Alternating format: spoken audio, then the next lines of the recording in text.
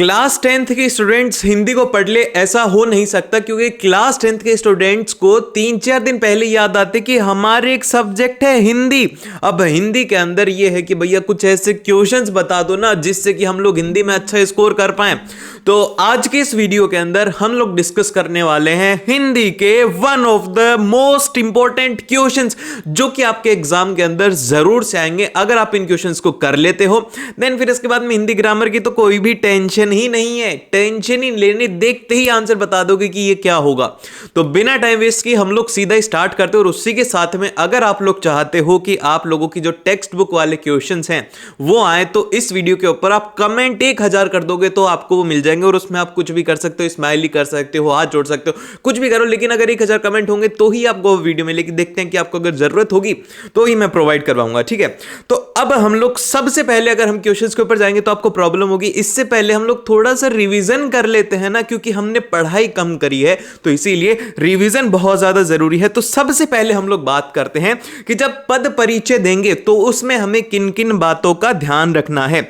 सबसे फर्स्ट जो पॉइंट रहेगा आपको आइडेंटिफाई करने का वो रहेगा संज्ञा क्या है, ठीक है, कि कौन सी संज्ञा उसमें यूज में ली जा रही है। जैसे कि उसके तीनों भेद आपको पता होना चाहिए, व्यक्तिवाचक, जातिवाचक और भाववाचक।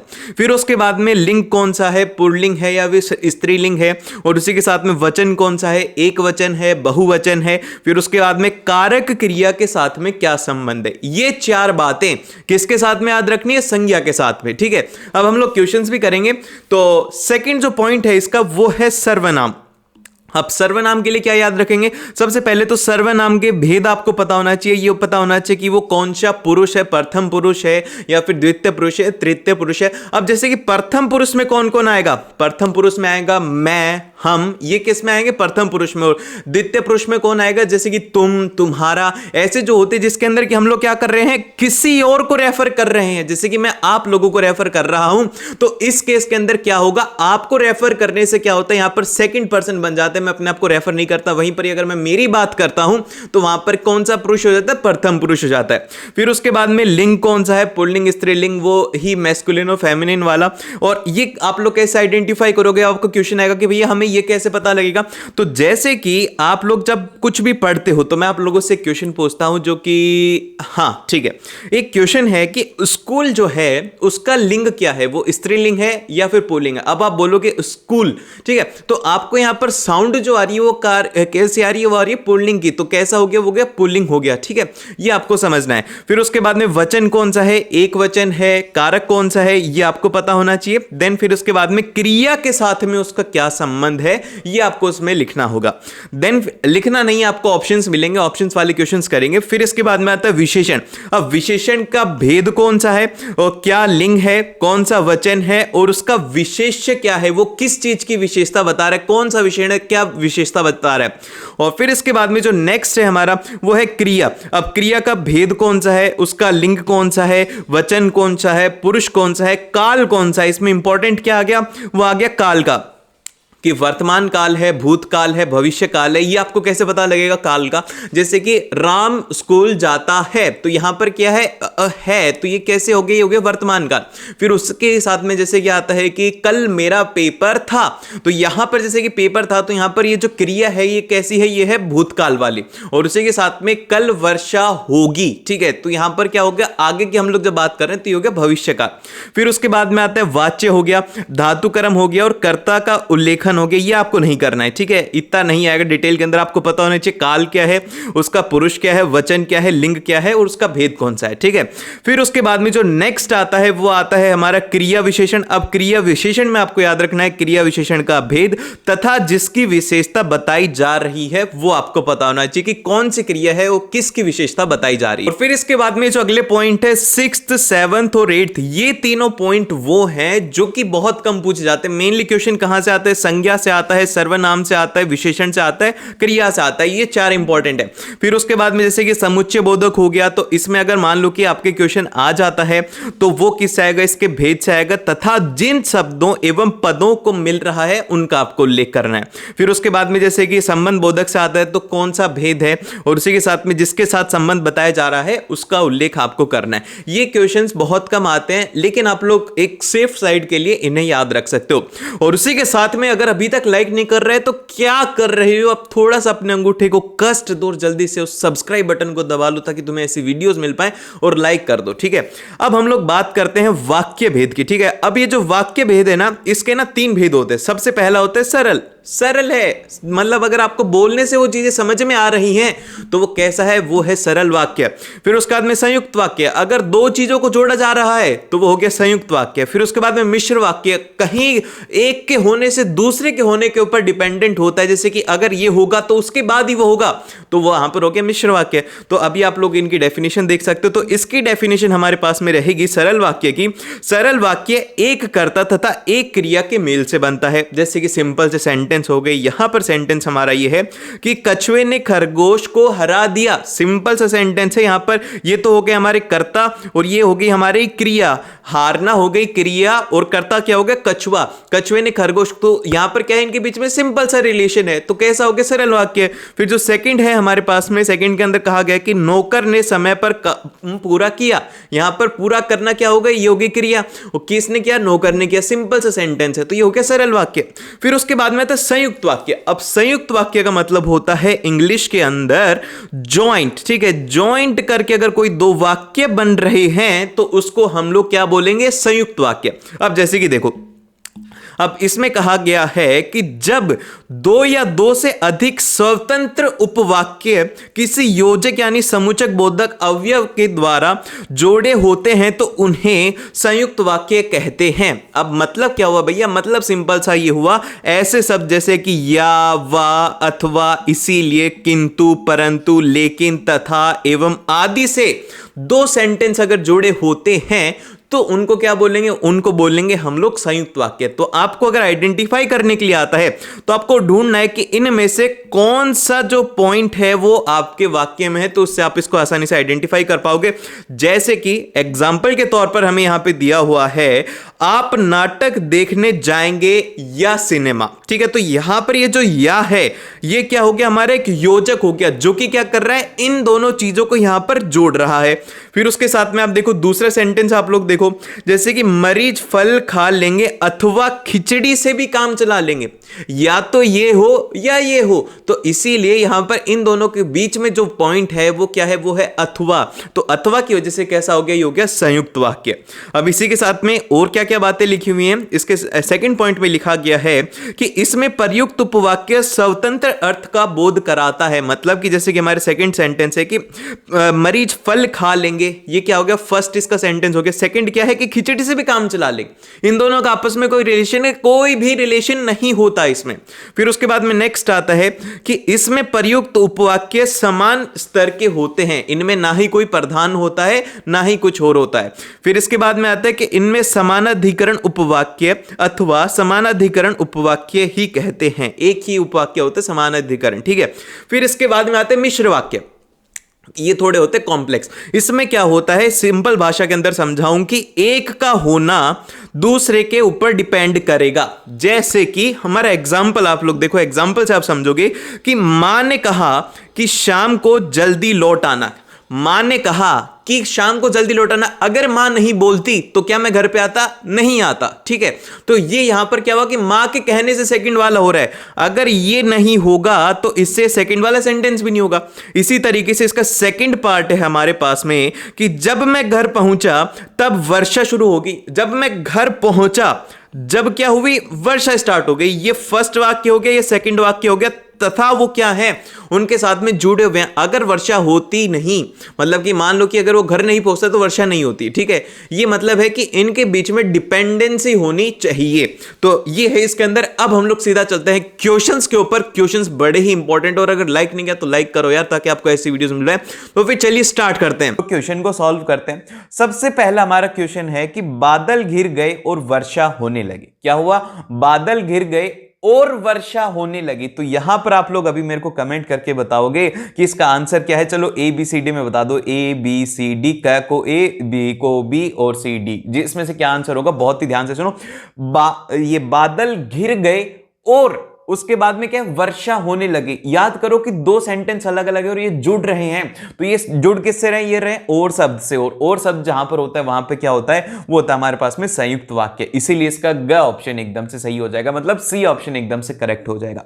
फिर इसके बाद में आता है अगला क्वेश्चन। अगले क्वेश्चन में हमसे कहा गया है कि निम्नलिखित में से मिश्र वाक्य छांटे। मिश्र वाक्य आपको बताना होगा, ऐसे क्वेश्चन आपके भी एग्जाम में आएगा।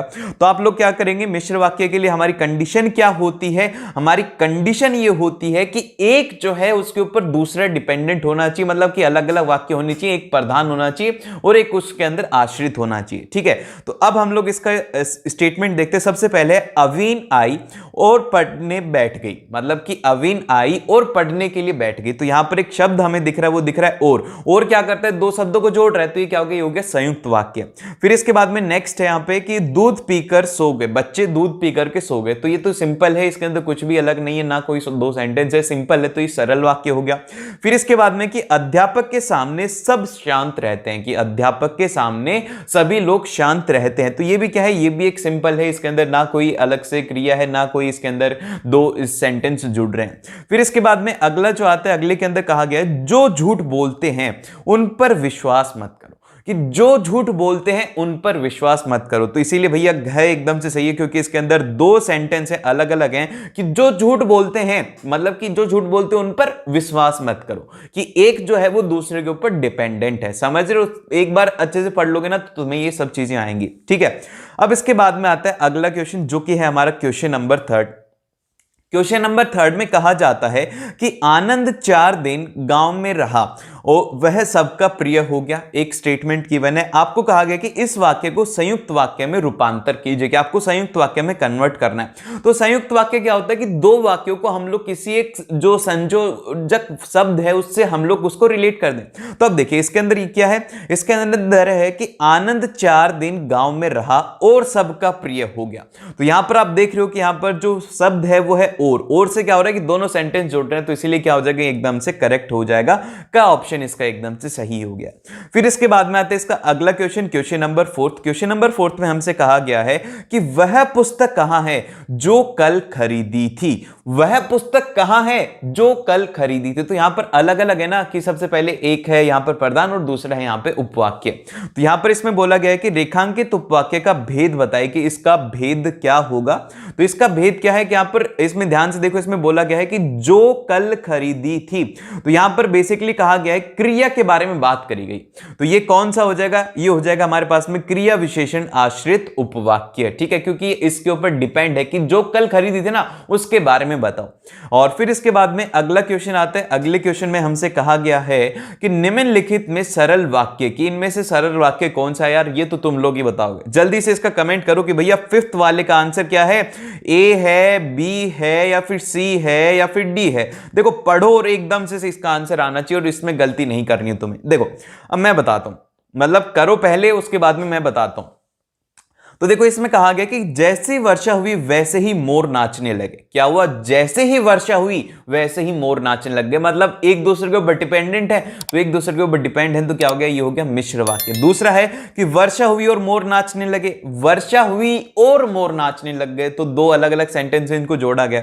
फिर इसके बाद में है कि वर्षा होते ही मोर नाचने लग गए। ये एकदम से सही स्टेटमेंट है, तो इसीलिए हमारा जो आंसर है वो हो जाएगा ग ऑप्शन, एकदम से सही हो जाएगा। तो सी ऑप्शन इसके लिए एकदम से करेक्ट है। बाद में जो सबसे फर्स्ट आता है वो आता है हमारे पास में करत वाच्य। तो देखिए करत वाच्य क्या होता है, करत वाच्य वो होता है जिस वाच्य में कर्ता में प्रमुखता होती है, कि कर्ता में प्रमुखता होती है, अर्थात क्रिया का प्रयोग कर्ता के लिंग वचन कारक के अनुसार होता है और इसका सीधा संबंध कर्ता से होता है, तब करत वाच्य होता है। मतलब सिंपल सा ये है, करत में याद रखो कर्ता। अब कर्ता के ऊपर ही सब कुछ डिपेंडेंट करेगा कि कर्ता का लिंग क्या है, कर्ता का वचन क्या है, इसके ऊपर डिपेंड करेगी क्रिया। तो ये समझ के बहुत ही सिंपल है कि कर्ता के ऊपर अगर कोई डिपेंड कर रहा है, सब्जेक्ट के ऊपर अगर डिपेंड कर रहा है, तो वहां पे हो जाएगा कर्ता वाचक। अब जैसे कि यहां पर फॉर एग्जांपल के लिए हमें दिया गया, मतलब कि नेक्स्ट स्टेटमेंट है कि कर्ता के अपने सामर्थ्य या क्षमता दर्शाने के लिए सकारात्मक वाक्यों में क्रिया के साथ एक भिन्न रूप का प्रयोग किया जाता है। मतलब कि सिंपल से इसको हम लोग वहां पे यूज में लेते हैं जहां पर कि जो करता है वो अपनी कैपेबिलिटी दिखा रहा है कि मैं ऐसा कर सकता हूं, या फिर एक सकारात्मक वाक्य है, वहां पे हम लोग इसको यूज करते हैं। जैसे जैसे कि एग्जाम्पल के तौर पर है कि मैं फ्रेंच पढ़ लिख सकता हूं, ये मेरी कैपेबिलिटी है कि मैं फ्रेंच पढ़ और लिख सकता हूं।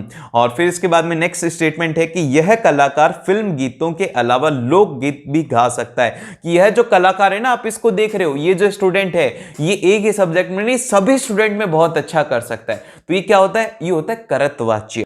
अब इसके बाद में आता है सेकंड, जो कि है हमारे पास में कर्मवाच्य। अब देखो इसके नाम से ही क्लियर है, इसके नाम से क्लियर है कि इसके अंदर क्या होगा कि जिस वाक्य में कर्म की प्रधानता होगी, यहां पर कर्म की प्रधानता होगी, कर्ता के अंदर कर्म की मतलब कि कर्ता की प्रधानता होती है, यहां पर कर्म की प्रधानता होगी, तथा क्रिया का प्रयोग कर्म के लिंग, वचन और पुरुष के अनुसार होता है और कर्ता की स्थिति में स्वयं कर्म होता है, वहां हम लोग कर्मवाच्य होता है। मतलब सिंपल सा है कि जहां पर एक आपको याद रखना है कि कर्म की यहां पर प्रधानता होती है। इसके एक ट्रिक बताऊं जिससे कि आपका कभी भी कोई भी क्वेश्चन गलत नहीं होगा। यहां पे याद रखना कि कर्मवाच्य के वाक्यों में प्राय क्रिया जा का रूप होता है, जैसे कि पढ़ा जाता है, जैसे कि पढ़ते हैं, जैसे कि जाते हैं। तो ऐसे अगर क्रियाएं हैं तो वहां पर जा का रूप जो होता है वहां पे हम लोग क्या बोल सकते हैं कि कर्मवाच्य होता है। जैसे कि एग्जाम्पल के तौर पर यहां पर कि दादाजी अखबार पढ़ते हैं और उसी के साथ में पुजारी पूजा करता है। अगर ऐसी क्रियाएं हैं तो यहां पे हम लोग क्या बोलते हैं, ये होगा कर्मवाच्य। और फिर इसके बाद में जो अगला आता है वो आता है भाववाच्य। भाववाच्य को थोड़ा ध्यान से समझना, जो आपकी फीलिंग्स होती है ना वो बड़ी इंपॉर्टेंट होती है। और आपकी और मेरी फीलिंग बताऊं कहां से, यहां से, ठीक है, इधर ही है ना, हाँ लेफ्ट से मेरे दिल से दिल जुड़ा हुआ है हम लोगों का, ठीक है, तो इसीलिए आप लोग समझ भी पा रहे हो। अब इसके बाद में आता है भाववाच्य। अब देखिए भाववाच्य को ध्यान से समझो, भाववाच्य की फीलिंग लो। फीलिंग क्या है कि इस वाच्य में कर्ता अथवा कर्म की नहीं बल्कि भाव अर्थात क्रिया की प्रधानता होती है। मतलब कहने का यह है कि यहां पर क्रिया की प्रधानता होगी, कर्ता और कर्म नहीं होंगे। यहां पर जो फीलिंग है उसको ज्यादा इमोशन दिया जाएगा। जैसे कि बेसिकली ये जो होता है ये होता है मतलब कि इस वाक्य में प्राय नकारात्मक वाक्य होते हैं, जिनके अंदर की नहीं वाले होते हैं वो ज्यादातर वाक्य इसी में ही होते हैं। एंड भाववाच्य में अकर्मक क्रिया का प्रयोग किया जाता है। अकर्मक क्रिया का प्रयोग किसमें किया जाता है, भाववाच्य में सिर्फ। अब इसका एग्जाम्पल क्या है, इसका एग्जाम्पल हमारे पास में कि मरीज से उठा नहीं जाता। ठीक है, यहां पर देखो ध्यान से भावना आएगी ना, मरीज से उठा नहीं जाता। और उसी के साथ में पहलवान से दौड़ा नहीं जाता, बच्चों से पढ़ा नहीं जाता। ठीक है, ये समझ रहे हो मेरी बात। तो जिसके अंदर की ज्यादा ही हम लोग ऐसे कर दे कि नहीं किया जाता, तो वो जो होता है यहां पे होता है हमारे पास में भाववाच्य। अब जैसे कि सबसे पहला हमारे पास में क्वेश्चन है, सबसे फर्स्ट क्वेश्चन में हमसे कहा गया है कि निम्नलिखित वाक्य का वाच्य बताइए। इसमें कहा गया है कि पर्यटकों द्वारा तीर्थ यात्रा की जाएगी, कि भैया पर्यटक जो हैं वो हमारी तीर्थ यात्रा करेंगे। तो अब ध्यान से देखो कि की जाएगी, क्रिया देखो कि की जाएगी, तो यहां पर बेसिकली क्या हो रहा है कि हमारी क्रिया है उसको देख करके हमने पता लगा लिया कि ये कैसा होगा, ये होगा कर्मवाच्य। तो इसीलिए हम लोग इसका आंसर देंगे वो देंगे ग ऑप्शन, इसका एकदम से करेक्ट हो जाएगा। अब इसके बाद में आते हैं इसका सेकंड क्वेश्चन। सेकंड क्वेश्चन में हमसे कहा गया है कि हालदार साहब ने पान खाया। क्या किया, हालदार साहब ने पान खाया। अब हमसे कहा गया कि उपयुक्त वाक्य को कर्म वाच्य में बदलिए। तो यहां पर क्या होगा कि हमें कर्म को ज्यादा प्रधानता देनी, इसी के अकॉर्डिंग हमारी क्रिया होनी चाहिए। तो जब आप इसमें पढ़ोगे, सबसे पहले कहा गया है कि हालदार साहब द्वारा पान खाया जाता है। गलत है भाई, एकदम ही गलत है, इतना भी कोई गलत होता है। फिर सेकंड है कि हालदार साहब से पान नहीं खाया जाता। भैया हमें भावनात्मक में मतलब कि भाववाच्य में थोड़ी करना है। फिर सेकंड आता है कि हालदार साहब पान खा रहे हैं। ना ना ना, ये भी गलत है। अब इसके बाद में जो है ये वाला सही स्टेटमेंट है वो ये है कि हालदार साहब द्वारा पान खाया गया। यहां पर ध्यान से देखो, कर्म है उससे फीलिंग आ रही है ना कि हालदार साहब द्वारा पान खाया गया। ठीक है, देन फिर इसके बाद में जो नेक्स्ट क्वेश्चन आता है, नेक्स्ट क्वेश्चन में हमसे कहा गया है कि पक्षी बाग छोड़कर नहीं उड़े। मतलब कि पक्षी बाग छोड़कर नहीं उड़े। उपयुक्त वाक्य को आप भाववाच्य में करो, कि भाव के अंदर आपको कन्वर्ट करना है, फीलिंग लानी है इसके अंदर, फीलिंग। तो अब फीलिंग कैसे आएगी इसके अंदर, फीलिंग जो लाने के लिए क्या करना होगा, आप ध्यान से पढ़ेंगे तो फीलिंग आ जाएगी। इसमें आएगा कि पक्षी बाग छोड़कर नहीं उड़ सके। वो फीलिंग नहीं आ रही ना उड़ सके, यहां पर इसके अंदर फीलिंग आएगी कि पक्षी से बाग छोड़कर उड़ा नहीं गया, कि मतलब एक आप है ना उसको लाचार दिखाओ कि ऐसा नहीं किया गया, बच्चे अच्छे से पढ़ाई नहीं कर पाए। तो ये जो होता है ये होते हैं एकदम से करेक्ट, इसीलिए इसका जो बी ऑप्शन है वो एकदम से करेक्ट होने वाला है कि पक्षी से बाग छोड़कर नहीं गया, मतलब कि नहीं उड़ा गया। और अब इसके बाद में आता है अगला question, question number 4। Question number 4 में हमसे कहा गया है कि निम्नलिखित वाक्यों में से करत वाच्य वाला वाक्य छांट, ठीक है, आपको करत वाच्य वाला वाक्य छांटना है।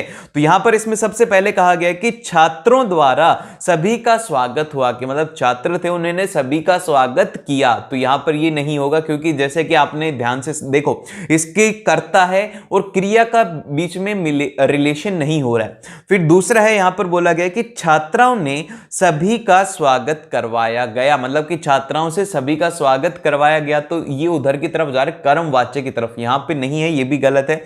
लेकिन जो अगला स्टेटमेंट है जो कि छात्राओं ने सभी का स्वागत किया, क्या किया, छात्राओं ने सभी का स्वागत किया। तो इसलिए यहां पर जो सही क्वेश्चन हो जाएगा और जो सही आंसर हो जाएगा वो हो जाएगा सी ऑप्शन, मतलब ग ऑप्शन एकदम से सही हो जाएगा। फिर इसके बाद में अगला क्वेश्चन आता है। अगले क्वेश्चन में हमसे कहा गया है कि निम्नलिखित में से कौन सा भाववाच्य का सही विकल्प है, कि कौन सा भाववाच्य का एकदम से करेक्ट हमारे पास में स्टेटमेंट रहेगा। तो देखो आपको यहां पर भाववाच्य से रिलेटेड पूछा गया, तो एकदम से आपको जिसमें एक पढ़ती फीलिंग आ जाए ना वो सही हो जाएगा। मैं बता रहा हूं अगर ये आप फीलिंग से करोगे ना तो फीलिंग से आप इन क्वेश्चंस को, भावनात्मक वाले हैं इनको कर सकते हो। तो इसमें कहा है कि आओ वहां बैठ जाओ, फिर इसके बाद में अगला है कि आओ वहां बैठ जाएं, मतलब कि एक ऐसी क्रिया जिसके अंदर कि आप लोग ऐसे बोल रहे हो कि आओ वहां बैठ जाएं, तो इसके अंदर हम लोग इसे बोलते हैं, ये जो इसके लिए ख ऑप्शन एकदम से करेक्ट है। इसका फर्स्ट क्वेश्चन है वो ये है कि रसूल और बतूलन जब गाती हैं तब अमीरुद्दीन को खुशी मिलती है, इस वाक्य को सरल वाक्य क्या होगा। मतलब आपको यहां पर इसमें सरल वाक्य में जब आपको कन्वर्ट करना है तो ये बात याद रखनी है कि ये है इसका फर्स्ट सेंटेंस और ये है इसका सेकंड सेंटेंस, इन दोनों को बीच में कोई भी लिंक नहीं होना चाहिए, एकदम सरल होना चाहिए। जैसे कि इसमें लिखा हुआ है कि रसूलन और बतूलन जब गाती हैं, मतलब ये फर्स्ट हो गया, जब वो गाती हैं उससे क्या होता है, अमीरुद्दीन को खुशी मिलती है, मतलब एक दूसरे के ऊपर आश्रित है। तो ये कौन से वाक्य होते हैं, ये होते हैं मिश्र वाक्य, ठीक है। तो ये बात आप यहां पर समझ गए। तो इसमें हमें मिश्र वाक्य को किसमें करना है, सरल के अंदर। तो सरल भाषा के अंदर आप क्या बोलोगे कि रसूलन और बतूलन गाती हैं तो अमीरुद्दीन को खुशी मिलती है। तो अब देखो इसके अंदर कौन से ऑप्शन के अंदर ये हमें गिवन है, तो इसके अंदर फर्स्ट ऑप्शन अगर हम लोग इसका देखते हैं तो इसमें क्या है कि रसूलन और बतूलन के गाए गीत से अमीरुद्दीन को खुशी मिलती है, तो ए ऑप्शन इसका एकदम से करेक्ट हो गया है। फिर इसके बाद में चलते हैं हम लोग नेक्स्ट क्वेश्चन की तरफ। अब मैं आपसे भी क्वेश्चन पूछूंगा तो आपको भी कमेंट्स में आंसर देना है, क्योंकि देखो अगर आंसर नहीं दोगे तो एग्जाम के अंदर किस तरीके से आंसर लिखोगे, इसीलिए आंसर देना आपका इंपॉर्टेंट है। इसके बाद में इसका सेकंड क्वेश्चन है ख में कहा गया कि दूसरी बार जब हालदार साहब उधर से गुजरे तो उन्हें मूर्ति में कुछ अंतर दिखाई दिया। इस मिश्रित वाक्य को संयुक्त वाक्य में आपको बदलना है। अब संयुक्त वाक्य जो होता है, आप साथ में नोट डाउन करते हुए चलना, संयुक्त वाक्य के अंदर क्या होता है कि हमें सिंपल सा उससे किसी भी जॉइंट करना होता है, जैसे कि फर्स्ट और जो सेकंड सेंटेंस है ना उसको हम जॉइंट करेंगे। अब ये जॉइंट किस किस वर्ड से हो सकता है, ये हो सकता है और से आप इसे जॉइंट कर सकते हो, और उसके साथ में आप इसे तथा से जॉइंट कर सकते हो, जैसे भी आपको, मतलब उनको सिंपल सा जोड़ना है बीच से, ठीक है। तो अब हम देखते हैं कि हमारे ऑप्शंस के अंदर क्या क्या दिया हुआ है। तो हमारा जो ऑप्शन है पहला ये है कि जैसे ही दूसरी बार हालदार साहब उधर से गुजरे उन्हें मूर्ति में कुछ अंतर दिखाई दिया। नहीं, यहां पर क्या है, यहां पर ये दोनों के दोनों सेपरेट सेंटेंस थे, फर्स्ट और सेकंड ये अलग अलग हैं। हमें क्या चाहिए, जुड़ा हुआ चाहिए, ये अलग अलग बातें दिख रही हैं इसमें, तो ये हमारा नहीं होगा, ठीक है। तो फिर इसके बाद में चलते हैं हम लोग सेकंड इसके बी ऑप्शन पे। बी ऑप्शन में दिखा गया कि दूसरी बार उधर से गुजरते समय हालदार साहब को मूर्ति में कुछ अंतर दिखाई दिया। नहीं, ये सिंपल सा बना दिया, पूरे सेंटेंस को एक जैसा कर दिया है, लेकिन इसमें हमें संयुक्त करना है तो इसमें कुछ ना कुछ जॉइंट होना चाहिए। तो ये कैसा हो गया, ये हो गया हमारा सरल। फिर इसके बाद में जो सी ऑप्शन है उसमें दिया गया है कि दूसरी बार हालदार साहब उधर से गुजरे और उनको मूर्ति में कुछ अंतर दिखाई दिया। अब वो वहां से गुजरे, फिर ये सेंटेंस खत्म हो गया, तो इसको जोड़ने के लिए दूसरे सेंटेंस में क्या आ गया, यहां पर हमें देखने को मिल रहा है और। तो ये क्या है, ये एक संयुक्त वर्ड है, जिस वजह से किस में हो गया, संयुक्त वाक्य में। तो इसका सी ऑप्शन हमारे पास में एकदम से करेक्ट आंसर रहेगा। और अभी तक लाइक नहीं किया तो जल्दी से लाइक करो, क्योंकि ऐसी वीडियोस आपको कोई भी नहीं देगा। ठीक है, अब हम चलते हैं नेक्स्ट क्वेश्चन की तरफ। इसमें बोला गया है कि आपको मिश्र वाक्य बताना है। मिश्र वाक्य के अंदर मतलब सिंपल सा ये होता है कि आपको एक दूसरे के ऊपर वो डिपेंडेंट होने चाहिए, आश्रित होना चाहिए। ठीक है, तो अब इसके बाद में आता है कि मिश्र वाक्य कौन सा होगा। तो अब हम इसके ऑप्शन देखते हैं। ऑप्शन में हमें क्या दिया गया है, सबसे फर्स्ट ऑप्शन है कि अजमेर से पहले पिताजी इंदौर में थे। सिंपल सेंटेंस, इसके अंदर कुछ भी अलग नहीं है। फिर उसके बाद में जो नेक्स्ट है हमारे पास में सेकंड क्वेश्चन है इसका कि हुड़दंग तो इतना मचाया कि कॉलेज वालों को थर्ड ईयर भी खोलना पड़ा। मतलब कि बच्चों ने इतना ज्यादा हुड़दंग मचाया था कि थर्ड ईयर को भी कॉलेज वालों को खोलना पड़ा। तो इसका जो ऑप्शन रहेगा, जैसे कि एक के ऊपर आश्रित है, मतलब कि सिंपल सा मतलब है कि डिपेंडेंस की, अगर ये नहीं होता तो दूसरे वाला नहीं होता। तो इसके अंदर बच्चों ने हुड़दंग मचाया, जिस वजह से क्या हुआ कि थर्ड ईयर को भी खोलना पड़ा। तो बी ऑप्शन इसका एकदम से करेक्ट हो गया। फिर इसके बाद में आता है नेक्स्ट क्वेश्चन, घ क्वेश्चन। इसमें कहा गया कि संयुक्त वाक्य पहचान कर नीचे दिए गए विकल्पों में से आपको बताना है। संयुक्त के अंदर क्या होगा, हमें दो वर्डों का एडिशन चाहिए होता है, मतलब दो सेंटेंसेस का एडिशन। तो फर्स्ट जो है हमारा सेंटेंस वो ये है कि असफल होने पर शोक करना व्यर्थ है। ये एकदम से सही बात है, लेकिन इसके अंदर क्या है, ये एकदम से सरल वाक्य है। फिर इसके बाद में सेकंड हम लोग देखते हैं। सेकंड जो सेंटेंस है वो ये है कि मैं एक दिन अमेरिका जाऊंगा तथा अपने शेष जीवन वहीं बिताऊंगा। मतलब कि मैं अमेरिका जाऊंगा तथा अपना बचा हुआ जीवन वहां बिताऊंगा। तो मतलब ये दोनों सेंटेंस को क्या कनेक्ट किससे किया जा रहा है, वो कनेक्ट किया जा रहा है तथा से। तो इसीलिए ये क्या हो जाएगा, हमारा एक संयुक्त वाक्य हो जाएगा। फिर उसके बाद में नेक्स्ट थर्ड सेंटेंस, जैसे कि जैसे ही रमेश आया वैसे ही मोहन चला गया। मतलब क्या हुआ कि जैसे ही रमेश आया वैसे ही वो चला गया। तो क्या है, ये एक दूसरे के ऊपर डिपेंडेंट है। अगर वो रमेश नहीं आता तो मोहन नहीं जाता। तो ये क्या है, ये है हमारे एक तरीके क्या बोल सकते हो, मिश्रित वाक्य, लेकिन हमें संयुक्त ढूंढना है। फिर इसके बाद में फोर्थ ऑप्शन है। फोर्थ में हमसे कहा गया है कि विद्यार्थी परिश्रमी है वह सफल होंगे। मतलब कि विद्यार्थी परिश्रमी है और वह सफल होंगे। तो मतलब अलग अलग हैं ये सेंटेंस। तो इसीलिए हमारा जो क्वेश्चन का आंसर रहेगा वो रहने वाला है 2 और 4। इसका ऑप्शन रहेगा आपके पास में डी ऑप्शन। फिर उसके बाद में नेक्स्ट आता है question number D. Question number D के अंदर आपको मैसेज द कॉलम दिया हुआ और नीचे ऑप्शन दिया हुआ है। तो सबसे फर्स्ट जो सेंटेंस है वो आपको बताना। चलो इसका आंसर आप लोग मेरे को कमेंट करके बताइए कि ए, बी, सी या फिर डी में से कौन सा होगा। क्योंकि मैंने आप लोगों को सारे तरीके बता दिए हैं कि सरल कैसे पहचाना है, मिश्र कैसे पहचाना है, संयुक्त कैसे पहचाना है। अब इसका आंसर आप लोग मुझे देंगे। मैं आपको क्वेश्चन पढ़ के दिखा देता हूं। क्वेश्चन ये है कि सुरेश के आ जाने से सब प्रश्न हो गए। अब इसके बाद में इसका सेकंड सेंटेंस है। सेकंड सेंटेंस हमारे पास में ये है कि मैं युवा थी और शीला अग्रवाल की जोशीली बातों ने रगों में खून को लावे में बदल दिया। अब देखो ध्यान से देखना, इसको मैं फिर से बोल के दिखा देता हूं कि मैं युवा थी और शीला अग्रवाल की बातों ने मेरे खून को लावा में बदल दिया। समझ गए होगे, आंसर आपको सेकंड का भी मिल गया होगा। थर्ड वाली का आंसर है कि कुछ लोग इसीलिए दान करते हैं कि उनका नाम हो। क्या है, कुछ लोग इसीलिए दान करते हैं ताकि उनका नाम हो। तो मैंने आपको बता दिया है क्या है। फर्स्ट वाले का आंसर जो रहेगा वो रहेगा हमारे पास में सरल। तो इसका हो जाएगा सेकंड ऑप्शन। तो इसका आई थिंक कि जो आंसर रहेगा वो रहेगा बी ऑप्शन। और सेकंड वाला जो क्वेश्चन है इसके अंदर और शब्द आ गया तो ये हो गया संयुक्त। और थर्ड वाला रहेगा हमारे पास में एक दूसरे के ऊपर डिपेंडेंट है, इसीलिए वो हो जाएगा आपके पास में मिश्र वाक्य। इतने आसान पेपर आपका आएगा। फिर उसके बाद में नेक्स्ट है हमारे पास में क्वेश्चन नंबर 4। क्वेश्चन नंबर 4 में कहा गया कि निर्देशानुसार वाच्य के आधार पर आपको 5 क्वेश्चन में से कोई भी 4 क्वेश्चन करने हैं। तो सबसे पहला जो क्वेश्चन है हमारा वो ये है कि बाल गोविंद भगत कबीर को साहब मानते थे, कर्म वाच्य में आप बदलिए। तो देखो कर्म के अंदर क्या होता है, कर्म वाच्य के अंदर आपको सिंपल सा कर्म को प्रधानता देनी होती है। मतलब कि आपको कोई भी जैसे कि आपकी क्रिया होती है ना उसको बढ़ा करके बताना है, ऐसा किया करते थे। ठीक है, तो उनके द्वारा ऐसा किया जाता था। अगर आप ऐसे कन्वर्ट करते हो क्रिया को तो वो उसमें कन्वर्ट हो जाएगा कर्म वाच्य में। तो आप इसके अंदर देखोगे तो सबसे फर्स्ट जो ऑप्शन है हमारा, सबसे फर्स्ट ऑप्शन के अंदर हमें दिया गया है कि बाल गोविंद भगत द्वारा कबीर को साहब माना जाता था, कि उनके द्वारा माना जाता था। तो ऐसे जो होते हैं उनको हम क्या बोलते हैं, उनको बोलते हैं हम कर्मवाच्य। तो इसका जो करेक्ट आंसर होगा ए ऑप्शन। फिर उसके बाद में नेक्स्ट है हमारे पास में क्वेश्चन नंबर 6। इसके अंदर हमसे कहा गया है कि भोर में लोगों ने बाल गोविंद भगत का गीत नहीं सुना, वाक्य में वाच्य बताइए। मतलब क्या है कि बाल गोविंद भगत का गीत नहीं सुना गया। क्या हुआ, नहीं सुना गया। अगर ऐसी होती है जिसके अंदर कि हम लोग ज्यादा बढ़ के बताते हैं तो इसको हम लोग क्या बोलते हैं, इसको हम लोग बोलते हैं भाववाच्य। मतलब जिसके अंदर है ना इमोशंस ज्यादा हो, ऐसा नहीं किया गया, उनसे ऐसा नहीं किया गया, जिसके अंदर इमोशंस की ज्यादा वैल्यू होती है ना, जिसके अंदर भाव ज्यादा आते हैं, तो वो होगा आपके पास में सही आंसर। तो इसका बी ऑप्शन एकदम से करेक्ट हो गया। फिर इसके बाद में जो नेक्स्ट, अब इसके बाद में आता है ग क्वेश्चन। ग क्वेश्चन में हमसे कहा गया है कि धान में पानी भरे खेतों में बच्चे उछल रहे हैं का उदाहरण आपको देना है। तो मतलब कि किसका उदाहरण है, तो देखो ध्यान से देखो, जब भी ऐसा होना तो आप देखो बच्चे, बच्चे क्या है, एक तरीके से बहुवचन है, मतलब ज्यादा है, इनका एक वचन क्या होगा, बच्चा। ठीक है, तो बच्चों के चेंज करने से क्या क्रिया के अंदर चेंज होगा, जरूर होगा, बच्चा खेल रहा है होगा और बच्चे खेल रहे हैं होगा। तो यहां पर जहां पर कि क्रिया के चेंज करने से अगर कुछ होता है तो इसको हम लोग क्या बोलते हैं, इसका जो हमारे पास में आंसर रहता है वो रहता है कर्मवाच्य। जहां पर कि आप लोग अगर कुछ चेंज करते हो जैसे क्रिया के अंदर या फिर कर्म के अंदर, तो उससे क्रिया चेंज होती है, तो उसे हम लोग बोलते हैं कर्मवाच्य। फिर उसके बाद में आता है हमारे पास में घ क्वेश्चन। घ क्वेश्चन में कहा गया है कि वाक्यों के भाववाच्य में आपका उदाहरण बताना है, ये दिए हुए, इसमें आप बताइए।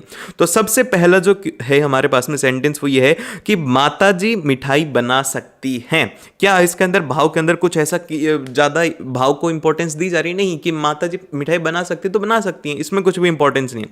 फिर इसके बाद में जो नेक्स्ट है इसका कि मुझसे बैठा नहीं जाता। क्या है, मुझसे बैठा नहीं जाता, मतलब कि यहां पर भाव के ऊपर बात आ रही है, तो इसीलिए यहां पर क्रिया के ऊपर ज्यादा वजन जाए उसे हम लोग यहां पर बोल देंगे। तो सेकंड वाला ऑप्शन इसके अंदर सही रहेगा हमारा। फिर उसके बाद थर्ड सेंटेंस है कि भगवान द्वारा हमारी रक्षा की जाती है। भगवान द्वारा हमारी रक्षा की जाती है, इसमें सिंपल सेंटेंस है, इसमें कुछ भी अलग नहीं है, भाव नहीं आ रहा। और लास्ट वाला जो सेंटेंस है कि गर्मियों में छत पर सोया जाता है, मतलब कि कोई भी जो क्रिया है ना उसको ज्यादा दिखाया जाए कि भाई गर्मियों में छत पर सोया जाता है, तो इसे हम लोग क्या बोलेंगे, भाववाच्य बोलेंगे। तो इसीलिए हमारे पास में करेक्ट ऑप्शन रहेगा सेकंड एंड फोर्थ, तो इसका डी ऑप्शन एकदम से करेक्ट हो गया। फिर इसके बाद में नेक्स्ट आता है डी क्वेश्चन। डी क्वेश्चन में हमसे कहा गया कि कॉलम 1 और कॉलम 2 में आपको मैच द कॉलम करना है। तो अब इसका जो सबसे पहला सेंटेंस है हमारे पास में वो ये है कि गर्मियों में लोग खूब नहाते हैं, भाई बहुत अच्छे से नहाते हैं, तो इसका क्या हो जाएगा, सिंपल सेंटेंस है, तो इसको हम लोग बोल देंगे यहां पर करतवाच्य। फिर उसके बाद में जो नेक्स्ट है हमारे पास में कि गोपाल से पत्र लिखा जाता है, मतलब अगर यहां पर अगर हम कुछ चेंज करेंगे तो क्या चेंज होगा जैसे कि जहां पर जैसे कि आपको क्रिया को चेंज करना है, या फिर आप लोगों को जैसे कि सब्जेक्ट गोपाल की जगह पर आप बोल दो कि कोई भी आप शीला लिख दो, ठीक है, शीला से पत्र लिखती है, यहां पर क्या हो जाएगा, लिखा जाता नहीं आएगा, लिखी जाती है। तो इसीलिए यहां पर क्या होगा कि उसके चेंज कर रही है, उसकी क्रिया चेंज हो रही है, तो इसीलिए ये क्या हो जाएगा, ये हो जाएगा हमारे पास में कर्मवाच्य। और लास्ट में है कि धूप में नहीं चला जाता, ठीक है, तो इसीलिए यहां पर क्या आ जाएगा, ये आ जाएगा भाववाच्य। तो इसका बी ऑप्शन हमारे पास में एकदम से करेक्ट हो जाएगा। फिर इसके बाद में चलते हैं हम नेक्स्ट क्वेश्चन नंबर 5 के ऊपर। तो क्वेश्चन नंबर 5 जो है, निर्देशानुसार आपको यहां पर पद परिचय देना है, मतलब ये रहेगा कि आपको शब्द दे दिया जाएगा और उसके बारे में आपको डिटेल के अंदर बताना है कि ये क्या है, कौन सी संज्ञा है या फिर विशेषण है, या फिर उसकी आपको जो भी इंफॉर्मेशन है वो देनी है। ये भी एमसीक्यू रहेगा। तो इसका जो क्वेश्चन, इसका जो आंसर है हमारे पास में वो ये रहेगा कि हम देहरादून घूमने गए, रेखांकित का पद परिचय कीजिए। तो यहां पर आप देखो हम मतलब क्या है, हम संज्ञा की जगह पर हमने हम को काम में लिया है, तो संज्ञा की जगह पर उपयुक्त होने वाले शब्द को क्या बोलते हैं, सर्वनाम। तो इसीलिए हम क्या हो गया, सर्वनाम हो गया। तो बी और सी में से हमें सेलेक्ट करना है। अगर आप एग्जाम के अंदर भूल जाते हो ना, दो ऑप्शन को एलिमिनेट कर देना, आप दो बचेंगे। अब इसके अंदर आप देखो कि प्रथम पुरुष है, एकदम से सही बात है। फिर उसके बाद में पुल्लिंग है, बहुवचन है और कर्ता है। अब इसके अंदर नीचे वाले ऑप्शन में देखोगे तो इसमें एक वचन लिखा हुआ है, नहीं, अगर एक वचन होता तो मैं लिखता, लेकिन यहां पर क्या बहुवचन है, एक से ज्यादा है, इसीलिए तो हम लोग हम बोलते हैं, ठीक है, तो इसीलिए इसका आंसर हो जाएगा बी ऑप्शन। फिर इसके बाद में आता है नेक्स्ट क्वेश्चन है हमारे पास में, क्वेश्चन नंबर 6। इसमें कहा गया है कि साक्षी 10वीं कक्षा में पढ़ती है, रेखांकित का पद परिचय कीजिए। तो अब यहां पर 10वीं क्या है, सबसे पहले आपको यह देखना है, 10वीं को आपको देखना है कि 10वीं क्या है, क्या विशेषण है ना किसी चीज का, तो इसीलिए क्या रहेगा, 10वीं यहां पर हो जाएगा विशेषण। अब इसके बाद में आप इसको जब पढ़ोगे 10वीं को तो कैसा लग रहा है, स्त्रीलिंग लग रहा है, पुल्लिंग लग रहा है, मतलब कि फीमेल का नाम लग रहा है, मेल का नाम लग रहा है, तो आप बोलोगे कि 10वीं, वी तो मतलब फीमेल हो गया, तो इसीलिए हम इसे क्या बोल देंगे, ये हो जाएगा स्त्रीलिंग और विश्लेषण हो गया। और ये 10वीं क्या है, 10 नंबर है, तो इसीलिए हम क्या बोल देंगे, एक संज्ञावाचक है और उसी के साथ में एक वचन है और यहां पर कक्षा की विशेषता बता रही है, तो इसीलिए हमारे पास में जो इसका ऑप्शन हो जाएगा, ए ऑप्शन यहां पर रहने वाला है। फिर इसके बाद में चलते हैं ग के ऊपर। तो ग ग में हमसे कहा गया है कि वह स्कूल से अभी अभी आया है।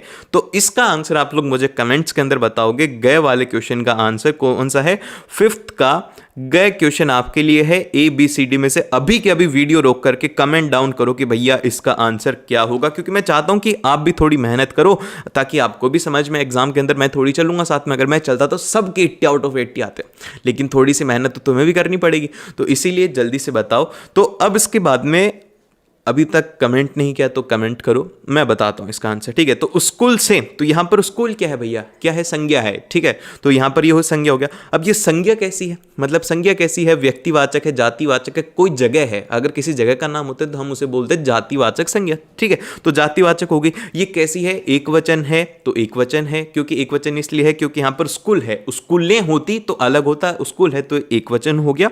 और उसी के साथ में पुल्लिंग है। और ये यहां पर कैसा कारक है? ये यहां पर कारक के अंदर चेंज है, ये रहेगा यहां पर अपादान कारक, ठीक है। तो इसीलिए हमारे पास में डी ऑप्शन इसका एकदम से करेक्ट हो जाएगा। जिसने भी डी लिखा है बहुत अच्छी बात है। अब चलते हैं हम लोग नेक्स्ट क्वेश्चन की तरफ, जो कि है हमारा घ वाला क्वेश्चन। अब घ के अंदर हमसे कहा गया है कि वह मेरी बात पर बहुत हंसा। क्या किया उसने? हंसा। कितना? बहुत हंसा। तो इसको हम लोग क्या बोलेंगे कि मेरी बात से हंसा ना, तो क्या वो एक परिणाम मिला, तो इसीलिए हम इसे क्या बोल देंगे? इसका जो ऑप्शन रहेगा हमारे पास में वो रहेगा परिणामवाचक क्रिया विशेषण, और हंसना क्रिया के विशेषण है ये, ठीक है। मतलब परिणाम हुआ था कि कितना हंसा? बहुत हंसा था भाई। कितना हंसा? बहुत हंसा था। इसीलिए यहां पर परिणामवाचक क्रिया विशेषण हो गया, तो इसका ये ऑप्शन हो गया। फिर इसके बाद में ड है इसका। इसमें कहा गया कि योग्य पिता की संतान भी योग्य होती है। अगर आपके फादर कैपेबल है तो आप भी कैपेबल होगे। तो इसके अंदर आपको बताना है संतान का, कि संतान से क्या रहेगा? संतान क्या है? संतान क्या है? संतान एक संज्ञा। और कैसी संज्ञा है? क्या कोई चीज है क्या? एकदम से सही बात है, कोई चीज है। संतान क्या होता है? जैसे बेटों को ही संतान कहा जाता है, इसीलिए क्या है कि ये जातिवाचक हो गया। फिर उसके बाद में कैसी है? स्त्रीलिंग है या फिर पुल्लिंग है? तो ये यहां पर स्त्रीलिंग है। और संतानें होती तो यहां पर क्या हो जाता? बहुवचन हो जाता। तो इसीलिए ए ऑप्शन इसका एकदम से करेक्ट हो गया। अब इसके बाद में आता है क्वेश्चन नंबर 6। देखो क्वेश्चन नंबर 6 जो है ना, ये थोड़ा टफ है। आपका एक टॉपिक ही टफ है, वो है अलंकार। अलंकार में आपको थोड़ी प्रॉब्लम हो सकती है, लेकिन मैं आपको एक्सप्लेन कर दूंगा कि आपको किस तरीके से आइडेंटिफाई करना है। तो आपको कोई दिक्कत नहीं होगी। जब आपके भैया हैं साथ में तो क्या दिक्कत है? तो सब्सक्राइब कर लेना इसी बात के ऊपर, क्योंकि हम हर एक सब्जेक्ट का इसी तरीके से डिटेल के अंदर एनालिसिस करते हैं। तो अब इसके बाद में जो क्वेश्चन नंबर 6 है हमारा, वो ये है कि निर्देशानुसार अलंकार पर आधारित 5 क्वेश्चन है, उसमें से कोई भी 4 आंसर करने हैं। तो इसका फर्स्ट क्वेश्चन है हमारे पास में। इसके अंदर एक पंक्ति दी हुई है। तो पंक्ति ये है कि सुनत जोग लगता है अशों, जशों करू कराई में अलंकार क्या है? तो अब यहां पर देखो, अशों ज्यों, ऐसे, ऐसे को तैसा, जैसे तैसे, ऐसे जब शब्द होते हैं तो इसमें हम लोग क्या बोलेंगे? जिसके अंदर की एक तरीके से तुलना करी जाती है आपस में, तो उसको हम लोग क्या बोलते हैं? उसको हम लोग बोलते हैं उत्प्रेक्ष अलंकार। तो इसीलिए ए ऑप्शन यहां पर इसका एकदम से करेक्ट हो जाएगा। फिर उसके बाद में आता है हमारे पास में ख क्वेश्चन। ख के अंदर कहा गया है कि कहीं सांस लेते तो घर घर भर देते। मतलब कि क्या है? एक तरीके से यहां पर सांस लेने को क्या करा गया कि घर घर भर देते। मतलब कि क्या ज्यादा अगर किसी चीज के अंदर ज्यादा कोई चीज दिखाता है ना, मतलब ज्यादा दिखावे वाली जो बात होती है, उस अलंकार को हम लोग बोलते हैं अलंकार। मानवीयकरण अलंकार हम लोग उसे कहते हैं।